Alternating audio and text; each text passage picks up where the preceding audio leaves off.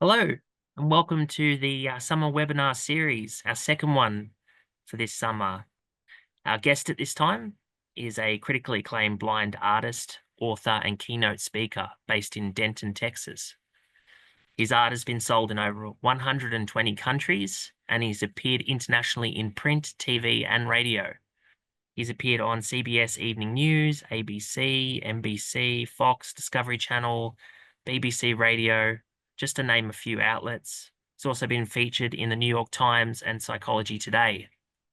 He's the subject of the award-winning documentary shorts Line of Sight and Bramblitt, and is often described as a deeply positive and infectious presenter. He's delivered keynote presentations for many renowned and international organizations, including TEDx in 2016. If you haven't checked that out, I will share the link at the end of this. It's a fantastic presentation.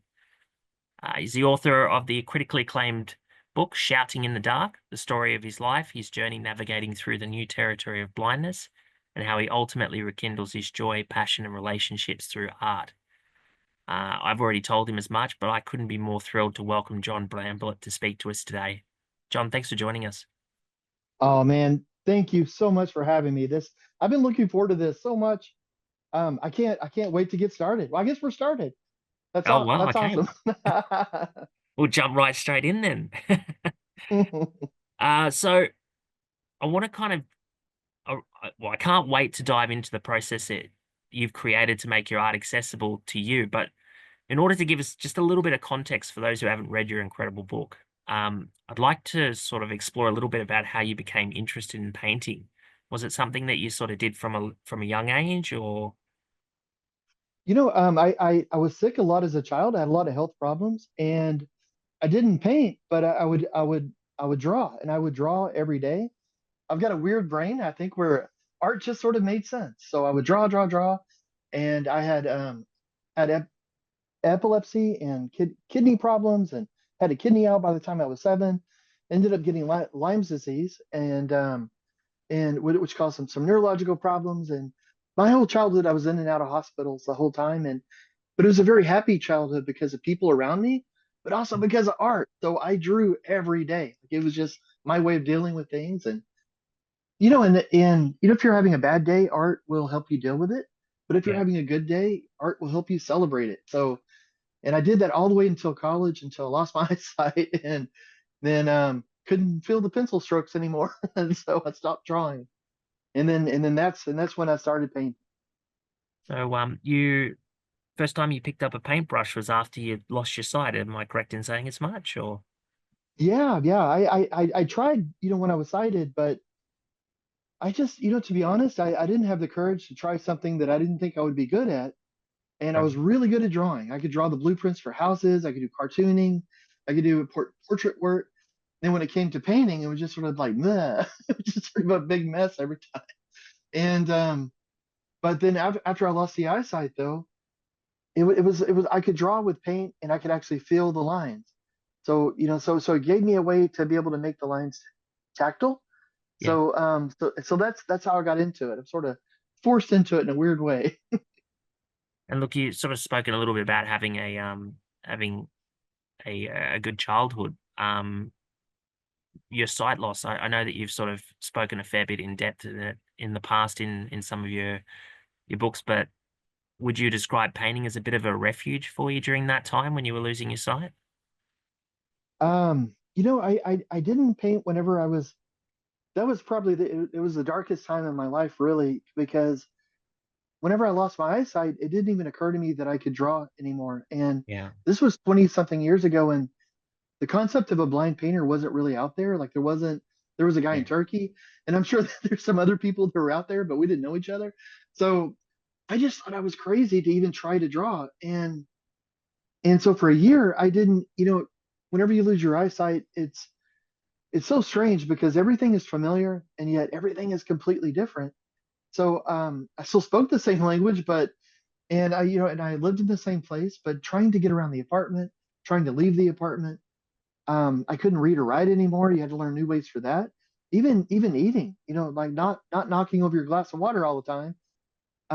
Everything was a challenge. It was just different. I was trying to deal with that. I was learning everything that I needed. I was still a student in school. I would still go to school, even Yeah. though I couldn't read or write because I'm really stubborn, I guess. And my school is really nice. Like they're really brilliant to let me go and get incompletes. But when it came to art though, I thought it was just one of the things I had lost. I would have it's gone forever. But it had always been my way of dealing with all the bad stuff in my life. And that year was just awful. And a big part was because I couldn't express it through the art. Like I was really a one-trick pony when it came to dealing with stress and the problems, and it was always art. And I thought, growing up, I thought, well, how smart are you? Because even if you have a broken pencil and a scrap of paper, you can still draw. Like you can draw no matter what. And then end up losing my eyesight, and then it was gone. But yeah, so that first year was awful. But then you start learning everything that you need to, like how to use a white cane. And I travel with a guide dog now, but like learning the cane skills, learning the ability to be able to get around through touch and being able to understand your environment using your other senses Yeah. was huge. And I started thinking like, my goodness, if I can use this stick basically and get across the city and not get hit by a car and not knock over too many people, which which is okay. If you got to get tumbled every once in a while, but if I could get across the city using this, that was just incredible. So I started thinking, well, maybe I could get across the canvas if I use the same techniques. So I started drawing with lines that sort of mimic the same way that you would feel a sidewalk or you would feel a curb or a wall. So all these lines that I was drawing, it was just really cane travel. It was just trying to combine this new way I had of getting around with the old way I had of being able to express myself. Yeah. And look, you've sort of alluded to what where we're going next anyway. The process that you created in order to paint, was that like a gradual process? Do you want to tell us a little bit about how you sort of let's ask initially how you sort of started to paint, because I imagine you've probably honed that over time as well. But how did you initially sort of get started for those Yeah, who were maybe considering picking up a paintbrush?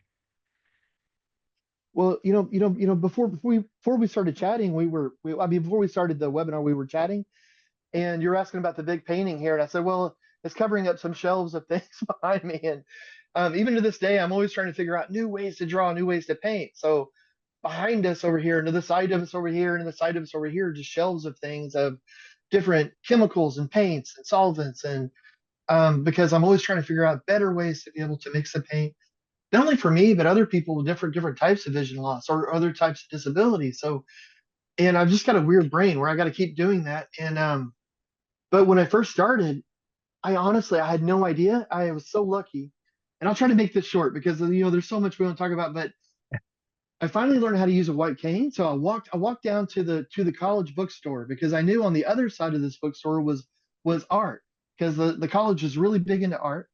I'd never been on that side. So I got my stick and I just sort of stood there with my stick and in the middle and waited for somebody to just come by. And I was so lucky because this gentleman named Daniel walked by and he asked me what I wanted. And I said, I want to paint. I'm blind, so I'm doing everything through touch now. Most people would say, well, why don't you not paint? Or why don't you try sculpture? Or why don't you, do anything else? But Daniel was so great. And he said, "That's amazing. Let's." And he started opening up paints. We started feeling the different types of paint, the oil, the watercolor, acrylics, just everything that we could find, the different additives and mediums to them. Just seeing if we could find stuff that felt different.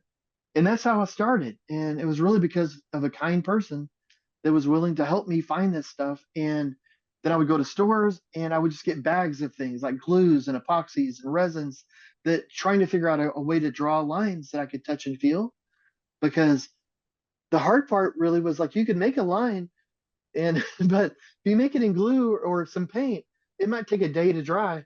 And you're trying to do a drawing, and you make one line and then you're like, okay, well, I'll check that line a day later. And you feel that line, you go like, no, that's terrible.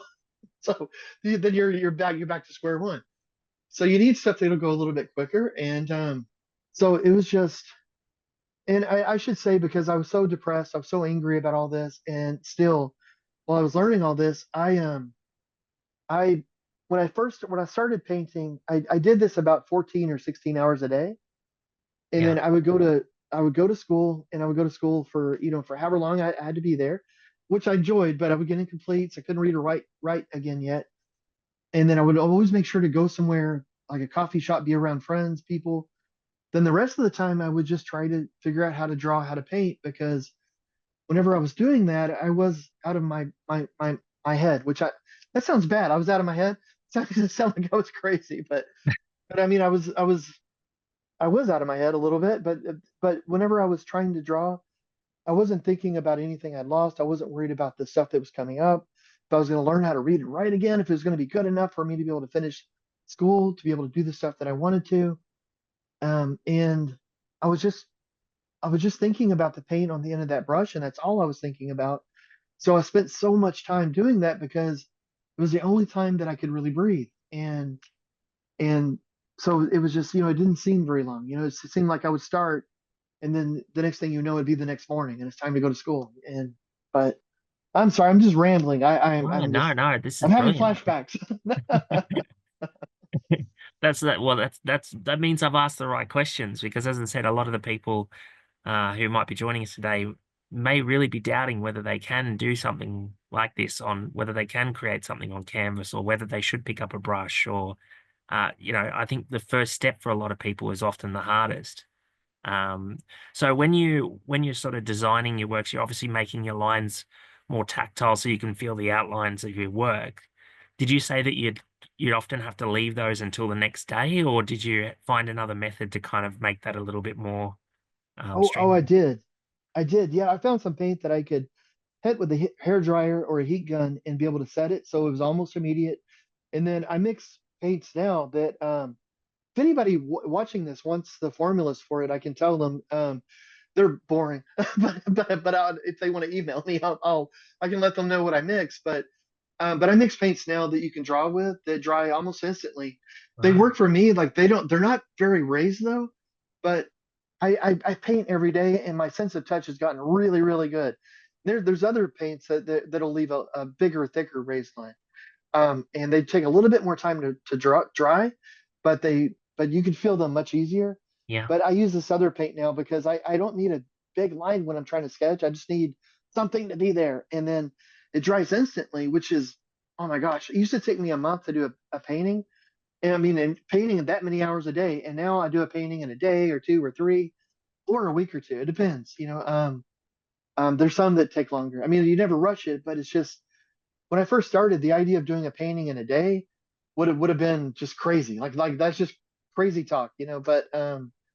But there's so much more out there now, and the technology is better, and the materials and stuff are just better. And so, and having 20 something years to play around with stuff, that helps too. Well, it sounds a little bit like there was a bit of a process of trial and error as well, I imagine. Oh my Um, word. Oh yeah, if I might say, in this, well, let me say this first. Yes, there's a lot of trial and error, and painting is basically just failure after failure after failure, which sounds awful. Except if you like the process, if you like what you're doing, every time you fail at it, you're getting a little bit better. You're learning a little bit more, yeah, and that's invigorating, and that's wonderful. And that kind of helped me in life a little bit, thinking that every time that I fail, as long as I learn from it, I'm getting closer to a win. So whether I fail or whether I succeed, I'm always getting closer to winning. So, and that's just a great combination. And that's the way it is with art. So every painting I do, even to this day, I make thousands of mistakes. There's thousands of errors. And what I try to do is I'll make the mistake and learn from it, and then make a better line, and then make a better line, or mix a better color, and just keep going with it. And my favorite painting is always the one that I'm working on, because that's the one that I'm failing at. It's the one that I'm learning from. It's the one that's taking me out of myself, and I still paint for the same reasons. The other thing I wanted to say really quick, and this is completely off of the point, but I love your voice, Jordan. You have such a great voice. Oh my thank you. gosh. I have to say, for everyone that's listening, everybody in America, everybody in Texas, in the state that I am from, love the Australian accent. It's just so, it's like, oh my gosh, anybody walks in and they have an Australian accent, everybody stops. Everybody has to turn and Good listen. to know when I visit one day. Good to know. Oh my gosh, yeah, you will be a popular person.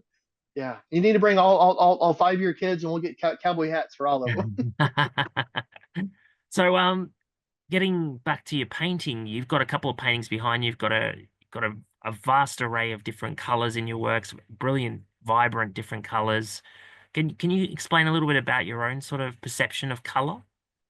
Yeah, yeah, and I should say this painting that I have here right now, it's about 18 or 19 years old, Yeah, and this is as good as I could paint then. Like I couldn't mix colors, I couldn't blend. I mean, I could mix different colors, like I could mix a purple and a blue, but on the canvas, I couldn't blend the colors together. Like the blue would have to have its own spot, and the red would have to have its own spot. Like there was no blending on a canvas. You know, it's like, and if you were here with me, this it's a large canvas. It's about 4 or 5 feet across, and it's about 3 or 4 feet tall ish. And I'm sorry, and I'm talking in feet, and I apologize. that's I'm okay. not sure what that is centimeters. It's a large canvas, and it's of a woman's face, and it's a little geometric in the colors because every color is separated. But that was as most as I could do. And if you could run your hands across it, you would feel on the edge of every color is a raised line. Because as I would draw the painting, I would have to draw every color and try to draw it in.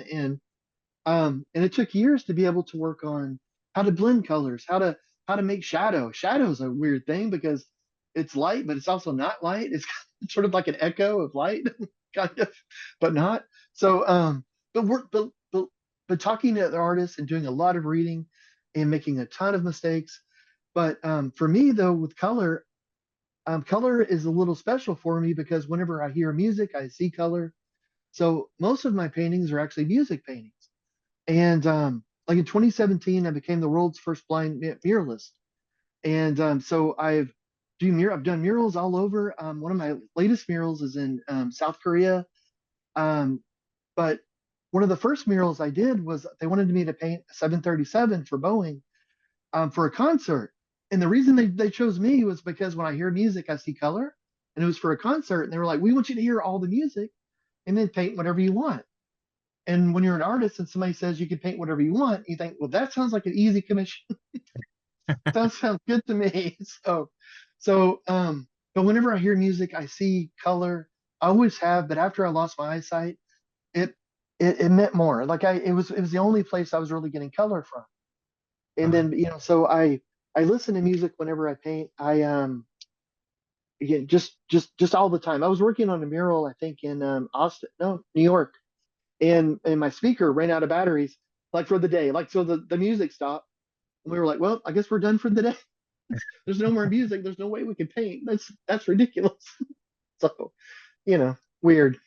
So when you're But deciding what colors to use, um, I guess the question I'm trying to get to here is, do you choose colors based on who's going to be potentially viewing the piece, or do you choose colors based on what you feel, and what you decide is the best color to use? oh, it's all about what you feel. And honestly, one of the differences, because I drew all my life, and I would whenever I was sighted, if I did a portrait of someone, if I drew a portrait, if the portrait looked like the person, then I would think, oh, that's a good drawing. After losing my eyesight, I still wanted people to understand that what it looked like, and it became almost even more important because whenever you lose your eyesight, sometimes people don't know what you know. Sometimes they don't know what you understand about the world around you, and and I wanted to let people know that hey, it's still John in here. I still understand. So I wanted to do drawings that people could look at and know like, oh, it's this person or it's an apple or whatever. But I wanted it to feel like that person too, and that became more important because, if let's say were, if one of our family members walked into the room, everybody else that's in the room with you would see that person, Yeah. and they would get all the physical clues. They would see what they're wearing. They would see how they're walking, what their hairstyle is like, all of this sort of thing. And yet everybody would feel in a different way about them. Like there might be a person that says, "Oh, that looks like a really friendly person. I want to meet them." Somebody else says, "Oh my gosh, it looks like a gym teacher I had. I don't want to go anywhere near them." But everybody feels different, and it's just as real as what it looks like. But so whenever I paint now, it's really important that at least my feelings, how I feel about it, comes through. And it's my job to try to make it as real as I can because I want to reach out to the viewer and try to make a real connection. Because I feel like a painting is almost like a poem. Like you can write it, you can paint the painting, but it isn't finished until it's heard. It isn't finished until the person that looks at it is able to complete that thought in their own mind, and it stimulates a thought, whether it's a negative one, a positive one, whether they're happy, they're sad, but it's stimulating something in their mind, and then the painting is finished over there. If that makes any sense, or does that It sound does. crazy? It does. I guess my question would be obviously painting and depicting people that you have a relationship with or um, be a lot different to meeting someone for the first time and doing a mural of that particular person. Did you have like a questionnaire to try and get that feel for who that person was, or did you do a little bit of research before you met them? Like, or was it just all in the moment speaking to that person? It's pretty much in the moment. I've been really fortunate. I've painted a lot of celebrities, tons and tons of DJs and actors and um, gosh, I can't think my brain today, but I've been really fortunate to be able to work with those people. And so whenever you paint them, it needs to look like them. But but most of the people I paint are friends of mine or people that I meet. That's the bulk of who I paint, people that inspire me, and because I meet them and they make me laugh, or they're just an interesting person, or they do amazing work, or they're and the way that I get to know them, is through talking to them. But then to do the painting, one of the main ways is to actually feel their face, and there's ways to be able to do that. Yeah, And I've come up with my own ways, which I teach people all the time. It's free. I'll teach anybody if anybody wants to come and learn. It's not hard at all. It's not. If it was hard, I wouldn't be able to do it. But there's ways to be able to teach a face, and you're breaking it down in the same way that you would break down a composition, like on a painting. So there's ways to be able to touch an ear and link that to a chin and link it to a nose, and link it to an eye, and to be able to understand that there's certain eye shapes or certain nose shapes, so which one is this closest to? And there's all these little things that you're asking yourself. But the great thing about all this, well, actually, I don't think it's over here. I had a painting that I call Angry Baby when I first started learning how to feel faces. When I first started feeling this baby's face, it was a very happy baby. But it took me so long to feel its face that it ended up being an angry baby by the end of it. I would love to say I'm much better at it now. So whenever I feel people's faces, I haven't made anybody cry in years, I promise. But but it's sort of it's a very light touch, but we always end up laughing because it's a little different because you're in somebody's personal space. Even though you know each other, you've been talking, you're feeling the shape of their eyes, their nose, their hair, the inside line of their hair, the outside line. You're feeling the bone structure, and the whole time you're kind of chatting, but we're laughing, and then after about 5 minutes or so, you start to feel the real lines in the face. You start feeling the real person, and so I got to where that I could actually feel the face really quickly and understand what the person looks like. But then yeah, I also learned to slow it down, and slow it down to 20 minutes or 25 minutes, and yeah. get different positions and things because you start getting the laugh lines and you start getting a true smile and all these wonderful things. And I'm so sorry, Jordan, I went off on a tangent again. No, no, You asked a no. wonderful question and I've just gone off. This is as you said in the before we joined up on this webinar. This is art. This is what art's like. You kind of you start out your door and you don't know where you're going to end up, which is perfect. So, When you talk to me, I'm afraid so. Thank you. and I'm guessing you sort of do this process before you put your fingers in paint, I imagine, so you don't sort of paint the person's face in different colors and things like that. Yeah, I do. I do. I actually I always work out a painting in my head before I ever go to a canvas. Yeah, And I do that because I need to do it in certain layers. I have to let paint dry so before I can work on another area and I can go back and feel it and make sure I did what I think I did.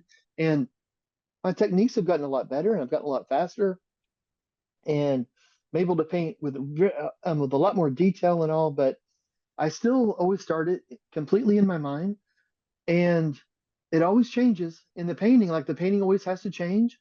And if it's a good painting, there's always some time in the middle, some spot in the middle where I'm painting on it. And I think there is no way this is going to work out. Like I don't know what I was thinking with this painting, There's no way, like the colors, like no, this is, the lines I'm using. No one's gonna look at this and want to feel what I want them to feel. And if I don't feel that during a painting, I know by the end of it, I know, oh, this probably isn't a very good painting. Right. It's So you have to weird. It's kind of weird. I don't know. take you through Art's your art's whole little mental. process. Do you map out the canvas at all? Do you do like your foreground, middle ground, focal point, that sort of thing when you're sort of starting a painting? Like, do you start at the focal point? Well, I do, but I don't do it in a way that makes sense to most people. Oh, that's all but right. but because it would make a lot more sense. Like, well, this is the lady's face, but if it was a background, I mean, if it was a landscape, it would make a lot more sense to do the background first. Right. But for me, though, to be able to get the dimensions and the shape for me to touch and feel, I usually have to start drawing on the main character first, and from that I can build and work on the proportions of everything. But that means that whenever you paint your background, you're painting around everything, so it takes Yeah. forever. It'd be a lot easier just to put in sky, and then put in the land. But oh no, I've got to put in the people first, and then you've got to try to get that sweeping sky behind it. But I do. I try to think about how things actually look. I mean, obviously, I mean that makes sense, but the spatial orientation of it, and to be honest, cane training actually helps with that a little bit. It's funny because I mentioned about feeling people's faces and being able to understand what a person looks like through touch, Yeah. and and at first that was very rudimentary, but the more that you do it, the better that you get. But one of the interesting things about that is that you're building a 3D model in your mind, and it's much better than what you actually get using your eyesight. If you Yeah. walk into a class of sighted art students, and I've taught a lot of them at different colleges around, and you walk in there, and all of them are trying to draw an ear, and they're just looking at it, and they're trying, and 20 minutes later they're working on the same ear because ears have these weird curves, and they go in, they go out, they go back in again. It's a hard thing, and then also in these rooms they have these statues, and they're always covered with a little layer of dust because no one ever touches these statues. Right. So I get the students to go over and actually touch them, to feel them. I show them how to touch and feel. And the amazing thing about that is that suddenly their drawings suddenly become a lot better, a lot quicker, and you never forget it. I did a drawing of Tony Hawk, and where I met him like in the summer, and then but I didn't do the painting that he wanted until like that winter. But it Yeah. didn't matter because I'd felt his face, and I had it locked in, so I could paint it whenever I wanted to. Where if you're a sighted artist, that makes it a little bit harder because eyesight is great. I'm not knocking sighted people.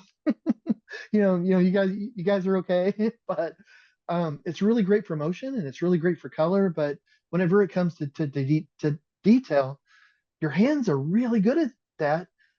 They've been created to be really good at that, and you have centers in your brain that work with your hands that really can put together those curves and the lines and in a way that is hard sometimes for a sighted person. Yeah. Yeah, definitely.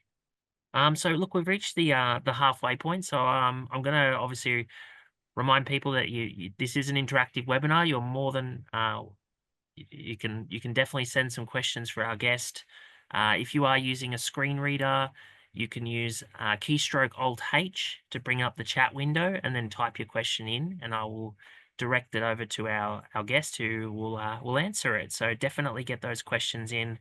Uh, Not many opportunities you're going to get to sort of get through to get to speak to somebody from across the world who's such a gifted artist. So definitely get those questions in. Um, I guess what I'd like to ask at this point in time, you may have already answered it. Uh, did you ever sort of have like doubts around your own work once you started painting? Like, at what point did you decide, you know what, I'm actually creating some pretty amazing stuff. I'd like to exhibit it, but is it as good as I think it is? When I first started to draw after losing my eyesight, I really thought I was crazy. Like I thought I lost my mind, and this was just sort of um, and I didn't tell people that I was trying to draw because I thought that they would think that I'd lost my mind because there weren't blind painters. It was just a weird idea. It was a weird concept. And then after I'd been doing it, but I was, I have amazing friends and family, so that nobody thought I was crazy. Um, but even like with my first art shows, I didn't tell people I was blind. Like I would go in. and we would set the shows up.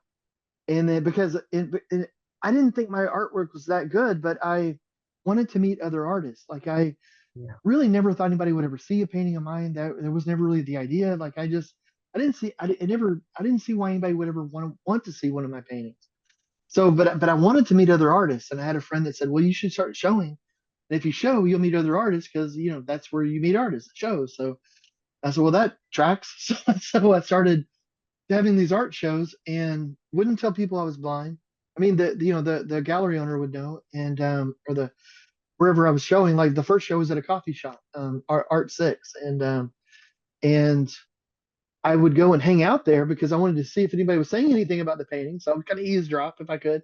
And I met other painters, and but then the shows did well. Like they actually sold well, and then it got out that I was visually impaired, and then I started getting emails from people and letters from people or organizations asking for me to go and talk to their clients. And so I was still in college, and I would go and I would talk to children that had autism, and I would go talk to adults that had Alzheimer's, and soldiers that had PTSD, and I would talk to all these different groups, and I would talk to people that had problems that were way greater than mine, and yet they were looking forward to things. Like they were happy about the future. They had plans. They had all these ideas, and I was over here, just sad and mopey all the time, and doing my art, and it completely changed the way that I thought about things. Like yeah, it changed my perception on what it was to be visually impaired, and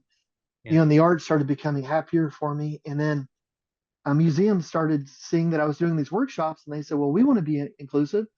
So I started working with different museums and teaching workshops and doing some shows. I still didn't think my art was any good, and but but I mean, my health prognosis, I should say, wasn't very good. Like I'd been given about a year to live because I was having Wow. these Yeah. massive seizures and things, and so I wasn't really thinking long term. I was just thinking about things that were a positive for people and things that made me feel good, and so and then I started, and then my health got better, but I was working with the Metropolitan and the Guggenheim and like the Dallas Museum of Art and these different places, and still didn't think my art was any good. And I think I was probably a professional artist for about 5 years before I thought, hey, maybe my art is okay. So, and I thought maybe, maybe like it makes me really happy doing it. And I'm able to meet these incredible people, and every day I'm able to do something that I really love and enjoy. And for some reason, some incredible people are connect with it. Yeah. And every time somebody did, it would just mean the world to me. And it still does because I put so much in my paintings that if somebody connects with it, it's like, oh my gosh, I just made a new friend. Because every time we meet, I meet somebody that's bought a painting of mine. It's like we've known each other for years. It's Yeah. weird, but Yeah. Yeah. and so it took about 5 years of me being a professional artist to start thinking that maybe I should become a professional artist. Yeah.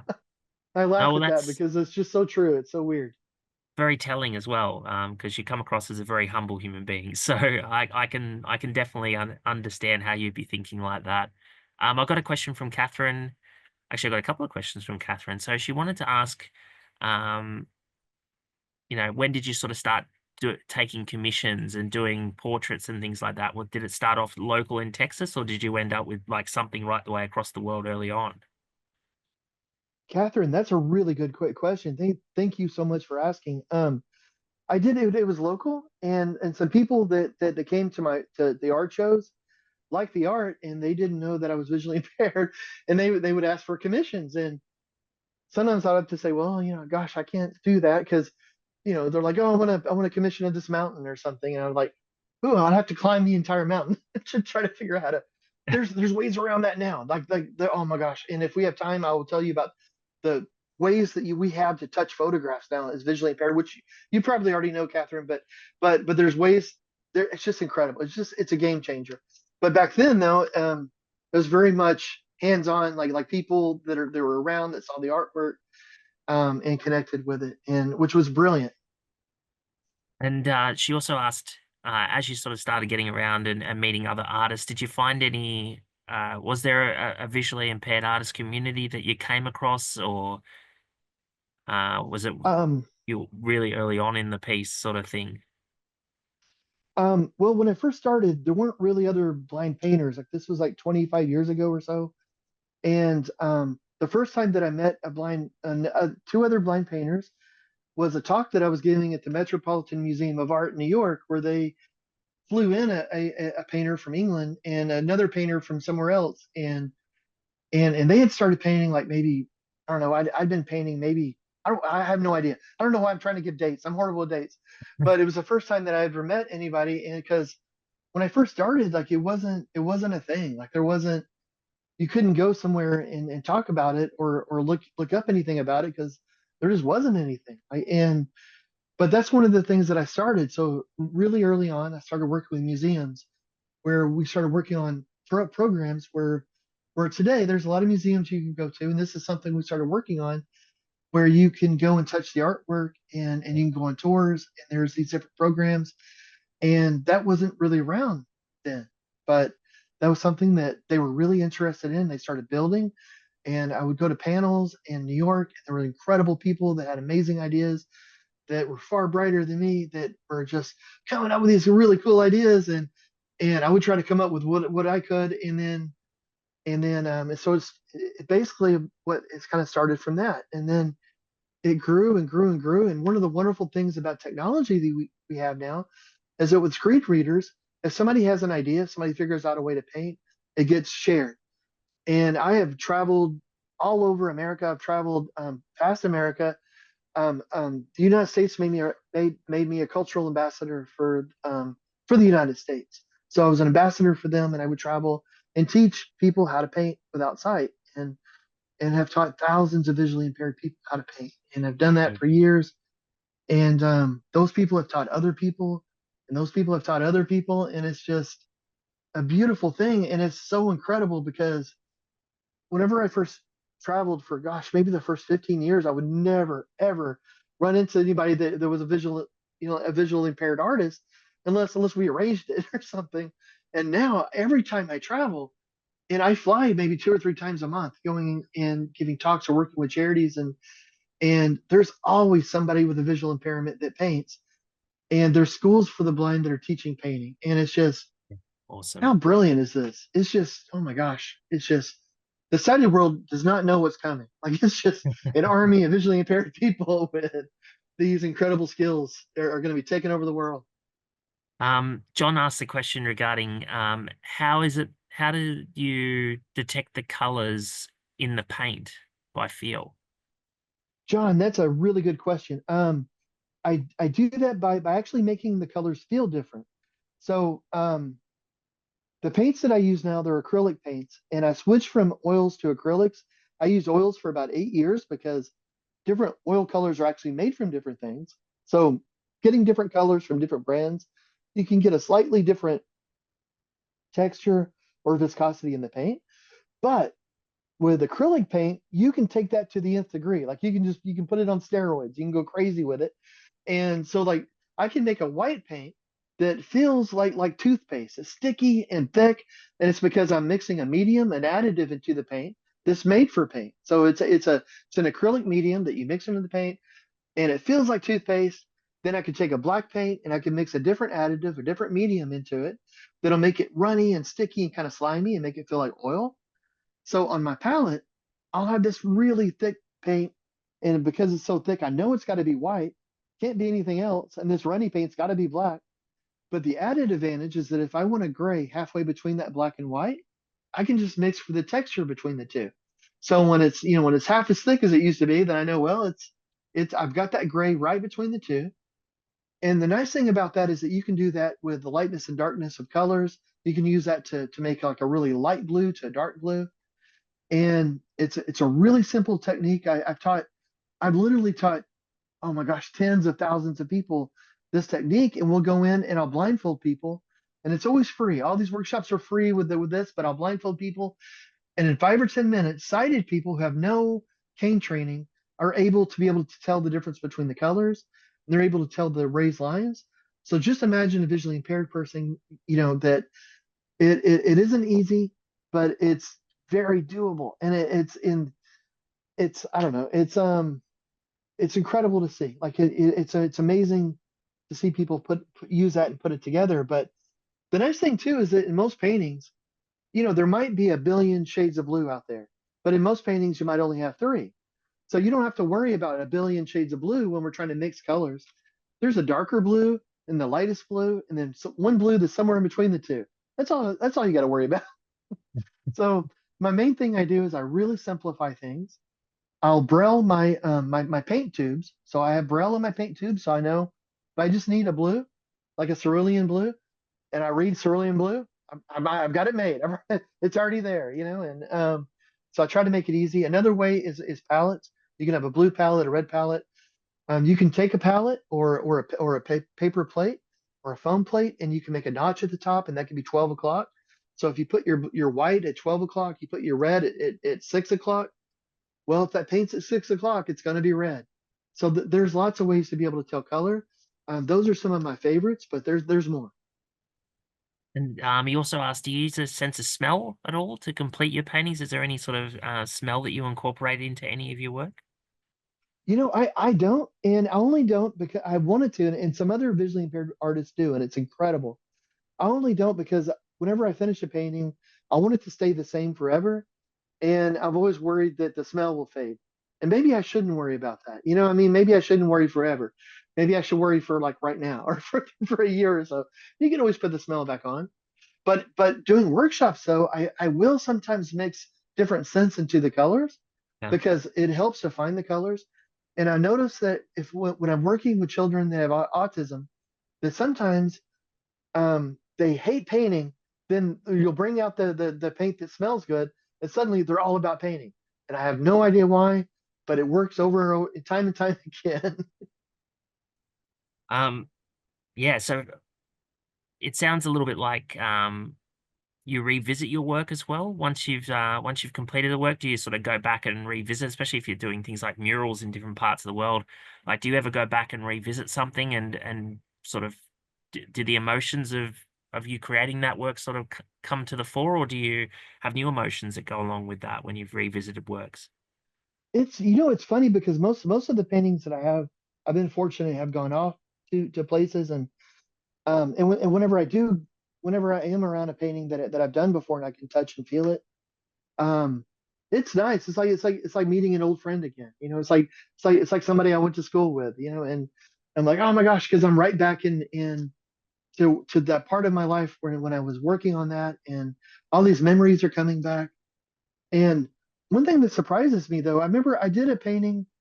It's how much people can connect sometimes, how incredible people are at being able to pick up on ideas and emotions.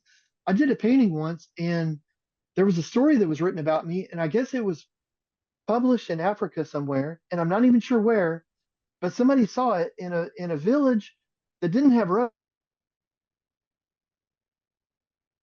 but they had internet, and they saw the picture of that, and they didn't speak English, and I didn't speak Swahili, and so but I got an email from them that was translated, and they described the picture was just a picture behind my head on a wall somewhere, so it wasn't even that great of a picture, but they described exactly what I was feeling, every emotion, and it was just like they had been in the studio with me, just looking over my shoulder while I had painted the painting, and it's incredible to me, like the I don't know what people can get from art, what people can understand. And I know sometimes whenever I see an old painting of mine, it's like I'm put back into a younger me, which is not a bad thing.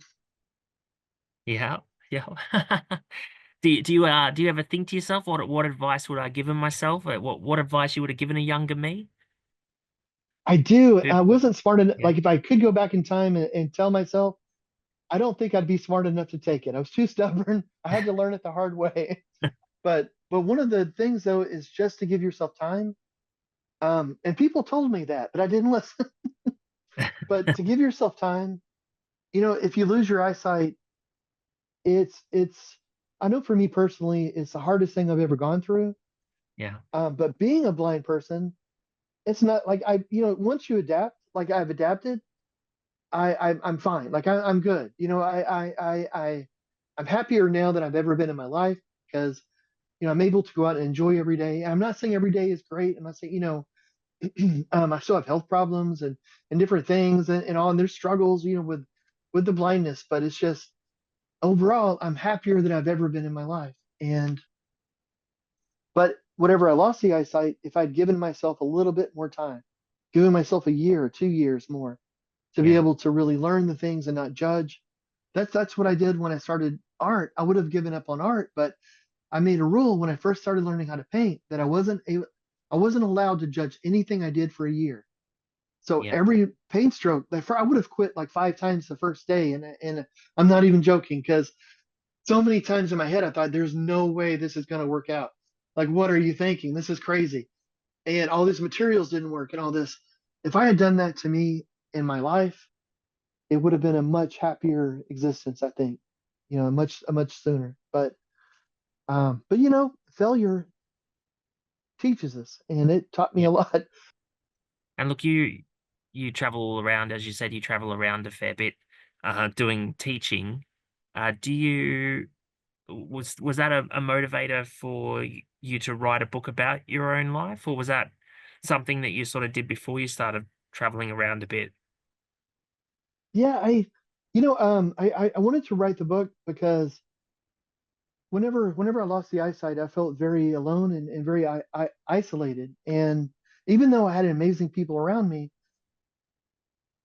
they weren't necessarily going through exactly what I was going through, and I didn't want to impress any of my pain on them. I didn't want to make their lives harder. Yeah. I didn't want to be a burden on anyone. And so it was just sort of, you feel very alone and isolated because some of the stuff you just feel like you have to deal with yourself. But I could read these books and I could talk to other people and see that there were other people out there that did understand. And sometimes it wasn't about blindness. It could be about people dealing with other disabilities or even other challenges in their lives. And Yeah. and that helped me knowing that there was other people that struggled. There's other people that didn't have it all figured out.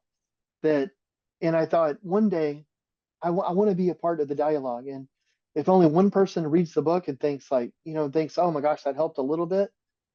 And honestly, like with the book, I don't promote it as much anymore, only because they never put out a Braille version. So I'm working on a new book that I will offer for free in Braille that people can have access to, and that'll be yeah. So I'm working on a whole different thing because it wasn't made as accessible as the publishers said they were going to make it.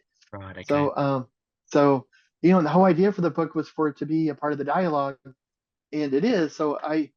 Whenever somebody that's visually impaired emails me and says, like, oh, we're gonna get an accessible copy of the book, I just send them an email with, with the book on it with a digital copy so that they can read it. Yeah. Because it's just silly. I don't know all that. Anyway, sorry, that's another tangent. But it's just, it's one of those things that if you're visually Did impaired, you there are sometimes things that aren't available. did it get across what you were trying to when you were reading the book? Like, I imagine, and look, I've read the book, and I one of the things I like a lot about is that you're very much into, inclusion, and everything that you sort of do out in your community is encouraging other people to not only understand blindness or low vision, but also to understand how using your other senses in art is one of those things that you can make yourself so much of a better artist by doing that. Um, did you sort of did you have a set goal in mind when you wrote that book that I want to increase inclusion, or I want to sort of address some of the unemployment around the world, or what were your thoughts, and do you think you achieved it? Thank you so much, by the way, for reading the book. I appreciate that so much. And I tried to be as honest as I could in it, and to try to not make me seem better than I was. So there's things I did in the book that I wouldn't do these days. I don't know, like on a motorcycle. There's like I don't know. There's certain things, but the overall gist though was really that it's okay to be depressed. It's okay to it's okay to not have things figured out. And inclusion is huge. That's one reason that I teach so much, why I travel so much is anytime that I do an art show somewhere, part of the art show is that they have to pay for workshops for people. So, which is an interesting conversation if you're working with a commercial, person, like, if it's like Coca-Cola or something, you're like, all right, but we've got to do some workshops with the local charities for free. Like, I mean, it's Yeah. free for them, you're gonna have to pay for it. And then they're like, but why? We're like, well, because we need to make everybody included. We got to get everybody there, and people need to be included in the art. And with the book, that I was trying to do that in a written form, and then with the artwork, I tried to do that as hands-on as I can. And one day, like I want to come to Australia and be able to paint there, and so one day that's going to happen. It's just going to have to happen. But until then, I will imagine about it. But I can't wait. I'm really, the whole thing with the workshops is just for people to be able to come and be able to include. Like, I did this workshop. I can't remember where, but it was, we had 500 visually impaired people Yeah. and their families. So I don't know how many people were in this convention, like this hall, but it was 500, and most of the 500 people with visual impairments were children. And I remember there was this one family. It was two brothers that when one was blind and one was sighted, and they were both painting a house, like their home. And and the cool thing about it, well, the one child that was blind, well, the two brothers had never done art together before. Like this was the first time they had ever sat down and did that. But I was showing the visually impaired brother how to draw and all this. But what was so cool though was that the sighted brother, he painted the house that we've probably all seen, where you have the house with a roof on top, you have a tree outside of the yard, and the family's out there, and there's a sun up in the sky, and it's a very nice picture that he's drawn. And you can see the whole family. You can see the mom, the dad, him and his brother, the dog. So you're like, oh, they have a dog, and it's just them. So you knew the family. Then you look at the other brother with the visual impairments, and he drew the same house, but it was a blueprint of the house, so that you could see the living room and the kitchen, and then where so you put the two pictures together, and one wasn't necessarily better than the other, but you just got a better picture of the overall family. Yeah. So it was just, with inclusion, you get all these different voices. I teach workshops where we'll have a professional artist sitting right next to, like, a little girl that's never seen, and she's painting for the first time, and next to someone else that's colorblind, next to someone else that it's just a regular person, and then and it's just regular people, and it seems like it would be chaos, but it's really not, because you have that child asking questions about color that the professional artist has never thought about, Yeah. and you have the professional artist showing the child ideas and ways to be able to handle a drawing in ways that she's never thought about, and Yeah. all together it just makes everything better. And instead of inclusion making things more chaotic, it just makes things better. It just Yeah. makes better ideas. Everybody's laughing. It's fun. It's just fun. Yeah. Who doesn't need more fun in their lives? Inclusion makes things better and more fun. Yeah. So we're getting to the point where in the last 5 minutes of the webinar, I've already got a couple of questions to wrap up with. A lot of them have been around where do we find your work to view? Where can we find you? Where can we follow the work that you're doing? Uh, that's there's two or three questions there. One from Roger, another one from Catherine around that. All very interested in where we can get some more viewings of your work. If really my last name, Bramblitt.com. So if you put my last name on Instagram right now, my gallery, I make it an inclusive space, and we've been there for about a year and a half. Yeah. It's called the Yellow Dog Art Bar, which it is a bar. It's also a coffee shop. It's all this, but it's a place where anybody can come in and paint and create and actually live with the art. It's a little gallery. So on Instagram right now, instead of it being my last name, it's Yellow Dog. But right now it's a lot of promotionals for that, so that's weird. But on Facebook, I have a personal Facebook. Um, and if you type in blind painter, I'll probably pop up somewhere. But in my email, and I'll just say my email, but it's bramblitt@gmail.com. So if someone has a question, it may take me a while to get back, and I apologize for that. But if you have a question about painting or anything, um, we need to stick together and help each other out. So if you have anything, let me know and I will get back to you just as soon as I can. Fantastic. And I'm sure that you will get emails. I I I guess what I want to sort of ask uh one sort of last question, because we've already sort of found out how we can follow you, and it sounds like you've got a lot happening on a rather regular basis, traveling around.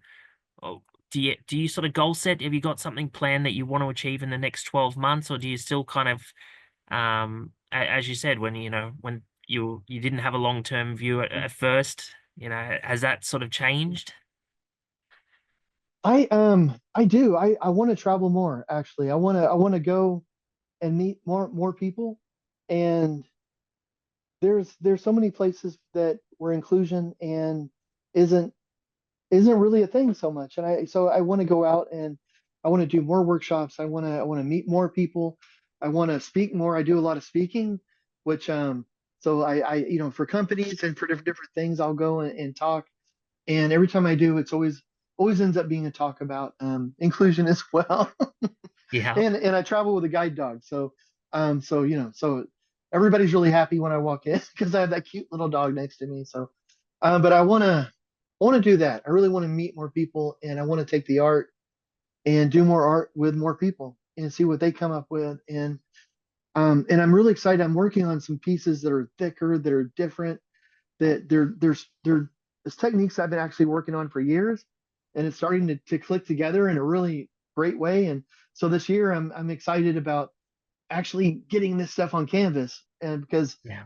I like to paint thick, but you can't do a lot of detail with thick paint. But I think I figured out a way to do it. So it's either going to be great or it's going to be terrible. But I'll be sure to post it either way. Definitely. And look, as I said, if your travel does bring you to Australia, I assure you we'll roll out the red carpet and make you feel very Oh my welcome. goodness, We'll get you I would we'll love get to you a take the. tan, and you'll go back to the States with an Australian accent. We'll give you the lot. Oh man, oh that sounds. Hey, that sounds like a win. I'm gonna work on that. John, thank you so much for your time today. It's been fantastic. We really appreciate you having a bit of a chat to us and being so candid with us. So yeah, thank you so much for joining us. Thank you, Jordan. I appreciate it. Have a wonderful day. You too. Well, evening in the case of yourself. Have a lovely sleep. Thank you. Thank you. All right, I'll end the webinar there, but we will be back with another webinar next Monday. We'll be joined by a gentleman by the name of Kobum Zasukwa, who's joining us from Nigeria, a singer-songwriter, musician, record producer. So he's going to have a bit of a chat to us. But once again, thank you to our guests and for people coming along, and obviously our speaker. We will see you all next week. Thanks, John. Thank you so much.